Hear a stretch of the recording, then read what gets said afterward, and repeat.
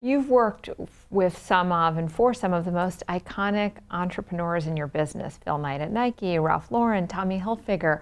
What were some of the lessons and values they shared with you in that entrepreneurial spirit that now you've adopted? I've been really fortunate with the individuals that I've been able to work with and for. I think that because I've always worked for entrepreneurs, and lastly, yes, Phil, Tommy, Ralph, Barry Diller, even though I've not been the original entrepreneur who started something from scratch, I actually feel that I'm an entrepreneurial CEO because of that. I'm not afraid of bold risk-taking. I believe in creating sustainable cultures, and that really needs to have an impact on the business. I heard an expression recently that I absolutely love, that Agile is the new smart. And so I've always felt that way. But I've learned different things from different people. So from Ralph, the power of the purity of the brand and making sure those brand guardrails are there, and the importance of it's more important what you say no to around your brand than what you even say yes to. From Phil, the power of inspiration, innovation, humanity, and the articulation of that brand. Obviously very different brands, but very similar into the power of the connectivity to culture. And then I think to Barry, he defines risk-taking as the essence of transformation and challenging and not just being satisfied with what's okay, but how do you look to break new boundaries? And I think I've taken all of that and then synthesized it into what works for me. What are the pieces that those around you who are working for you now would take from you as a leader? I think that anyone who's really been with me knows a couple of things. One, there's no such thing as inauthenticity. You are who you are, and you can't be afraid of being accessible and of being transparent.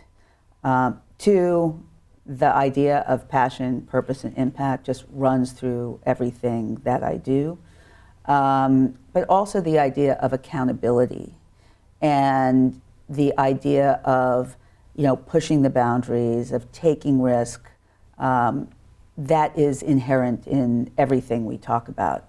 And also the power of building culture and how important that is. And, what I've said to people is, the lens that I look through has to be pure.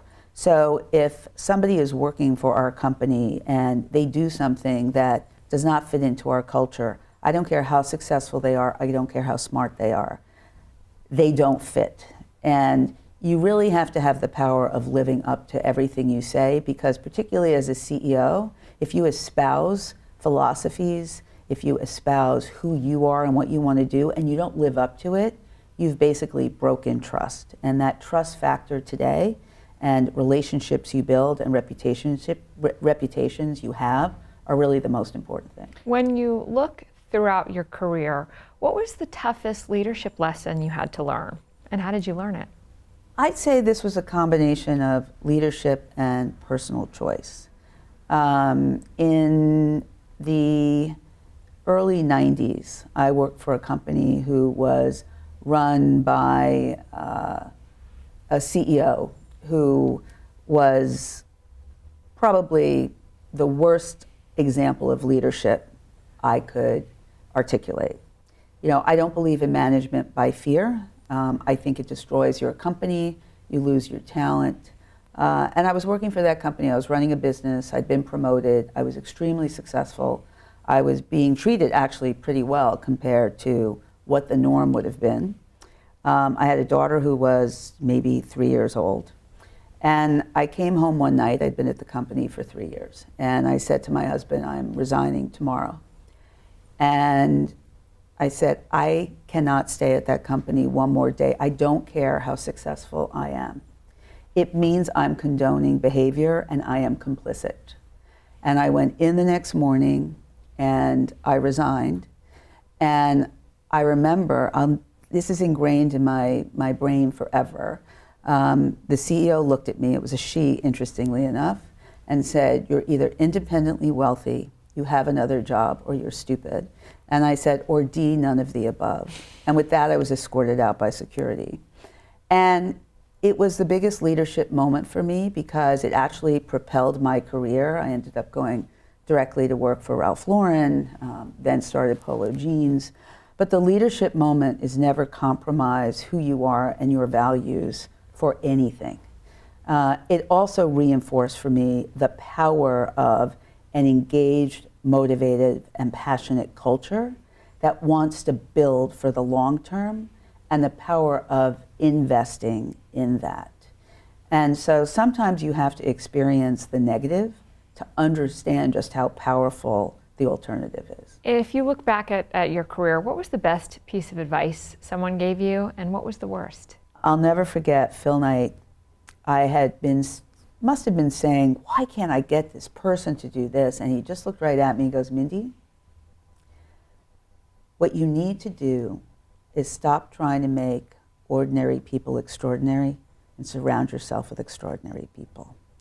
And what he meant by that is focus your attentions and focus your efforts on those incredible people you want to make better and surround yourself with them. And I will never forget that. And I think about that all the time. And that's why, I have used professional coaching. My executive team, I work with, I like to enhance people by putting them into opportunities or environments where they can learn more, because I'm investing in the future of the business.